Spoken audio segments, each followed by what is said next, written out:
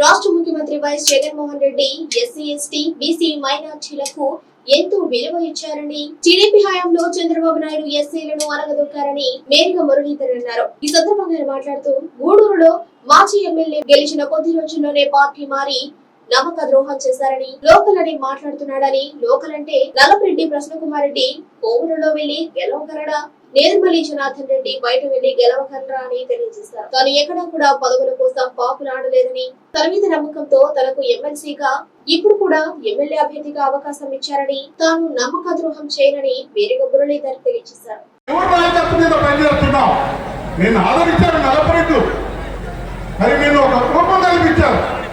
చదువుకుని వస్తానే జిల్లా మున్సిపల్ చైర్మన్ గా చేశారు.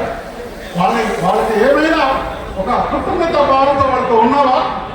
మరి చంద్రబాబు నాయుడు దగ్గరికి వెళ్ళి నా గాడ్ ఫాదర్లు మరి ఆయన సామాజిక వర్గం గురించి నువ్వు మాట్లాడతావు, మరి అదే సామాజిక వర్గం గురించి ఈరోజు నువ్వు పాటుపడుతున్నావు.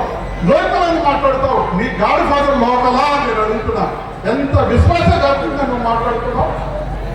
అసలు నువ్వు మాట్లాడుతుంటేనే చాలా విచిత్రంగా ఉంటుంది. నమ్మక ద్రోహం చేశావు. ఒకటే సందర్భంగా నేను మనవి చేస్తున్నాను, గూడూరు ప్రజలు నమ్మక ద్రోహాన్ని క్షమించాలని కూడా నేను మనవి చేస్తున్నాను. గూడూరు ప్రజలు నమ్మక బీసీలకి అధికారం కల్పిస్తున్నారు. ఈరోజు రాజ్యసభలో గొప్పవాళ్ళని పంపిస్తున్నారు. ఎతికి పెట్టుకొని మరి మనసున్నటువంటి వాళ్ళని పంపించడం జరుగుతుంది సోదరులు. మరి అదేవిధంగా మీరు గమనించండి, మైనార్టీని ఎంత దగా చేశారు. బీజేపీతో అలయన్స్ పెట్టుకున్నప్పుడు మైనార్టీ సోదరులు నన్ను క్షమించండి, నేను చేసిన చరిత్రాత్మక తప్పు, నన్ను క్షమించమని ఆ రోజు చెప్పారు. మరి నరేంద్ర మోడీ గారు వస్తే అరెస్ట్ చేస్తానని కూడా మాట్లాడారు. ఇవన్నీ కూడా సత్యాలు మీ అందరికీ తెలిసిన విషయాలు. మరి ఈరోజు వెంపట్లాడుతున్నారు బీజేపీ అలయన్స్ కోసం. ఇట్లా మీరు బేరం చేసుకుంటూ పోతే ఏ విషయానికి కూడా మన ప్రీతం నాయకులు జగన్మోహన్ రెడ్డి గారితో ఫలితలేదని కూడా నేను మనం చెప్తున్నాను. మీరు చూశారు, గొప్పగా నవరత్నాలు మరి గొప్పగా సంక్షేమ పథకాలు ఇచ్చారు. పేరుకు 9, దాంట్లో నుంచి ఒక్కొక్క పథకంలో నుంచి అనుబంధంగా 25 సంక్షేమ ఫలాలు ఈరోజు మన ప్రజలందరికీ మరి బలహీన బడుగు వర్గాలు అందుతున్నాయంటే ఎంత గొప్ప మనస్తత్వం ఉందో మీరు అర్థం చేసుకోవాలి సోదరులారా. పెద్దలందరూ కూడా మాట్లాడాలి.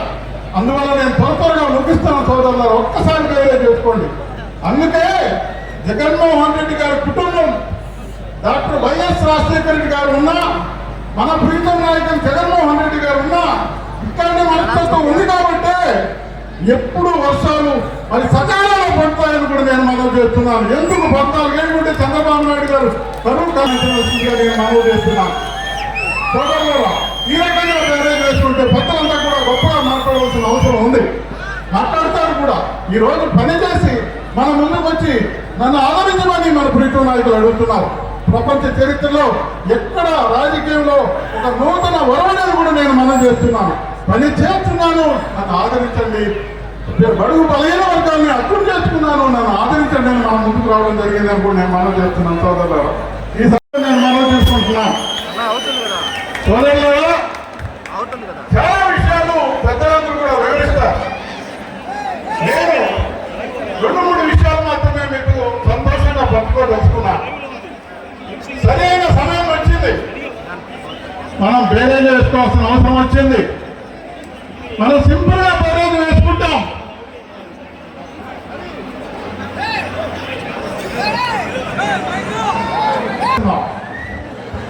జగన్మోహన్ రెడ్డి హృదయాల్లో నుంచి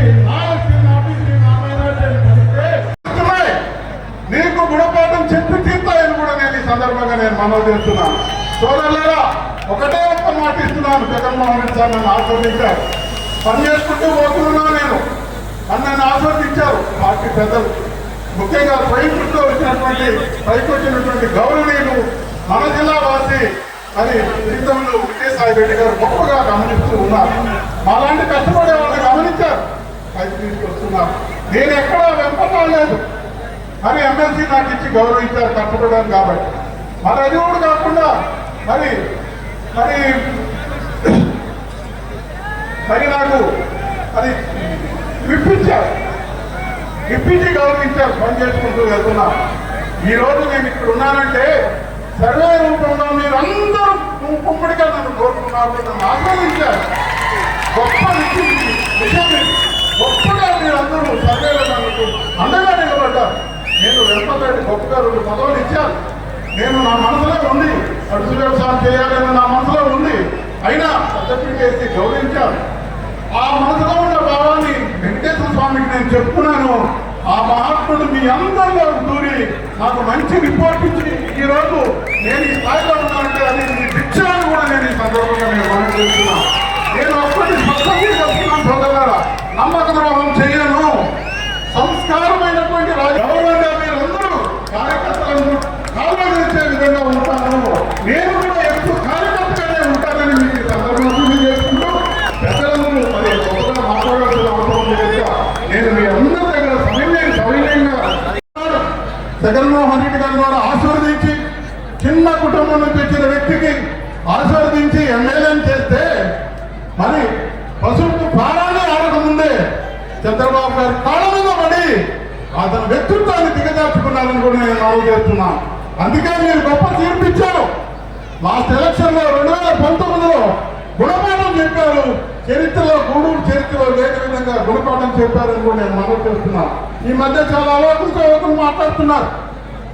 ఏదో తనకున్నటువంటి బలహీనత నాన్ లోకల్ అని మాట్లాడుతున్నారు. నేను ఈ సందర్భంగా మనవి చేస్తున్నాను సోదరులారా, అదే ఫీలింగ్ ఉంటే గూడూరు నియోజకవర్గం నుంచి ఒక ముఖ్యమంత్రి మరి పెద్దలు నేతమల్లి రామ్కుమార్ రెడ్డి గారి కాలంలో మన జిల్లా అంతా ఒకటిగా ఆయన తీసుకొచ్చారు. మరి అదే రకంగా నల్లపరెడ్డి శ్రీనివాసన్ రెడ్డి గారు కోవూరులో వెళ్ళి మంత్రి కాగలరా? ఇంత అడుగుతున్నా నేను ఒకటే మాట మా సోదరుడు మరి సునీల్ గారిని ఇక్కడ ద్రోహం చేస్తున్నటువంటి సునీల్ గారిని అడుగుతున్నాను. మరి నీ లోకల్ ఫీలింగ్, నీ సిద్ధాంతం నీ చంద్రబాబు నాయుడికి ఎందుకు లేదు అని అడుగుతున్నాను. చంద్రగిరిలో పోటీ చేసి దమ్మలేదా? నీ బలహీనత ఎక్కడైనా ఉందా? ఇంకోటి కూడా అడుగుతున్నాను. నువ్వు చంద్రబాబు నాయుడు మించినటువంటి నటుడివి.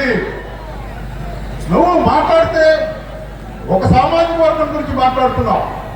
ఎక్కడ బలహీనతో చంద్రబాబు నాయుడు గారు వార్నింగ్ ఇచ్చారు.